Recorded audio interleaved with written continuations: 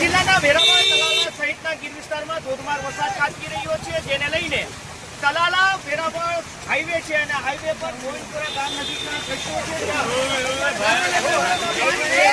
Highway પર વહેતું જોવા મળી રહ્યું છે.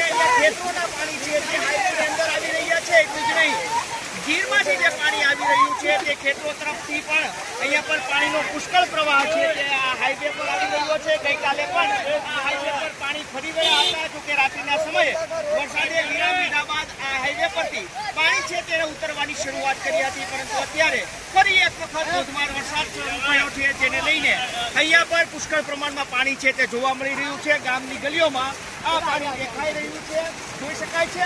આજે હાઈવે પરથી વહી રહ્યું છે.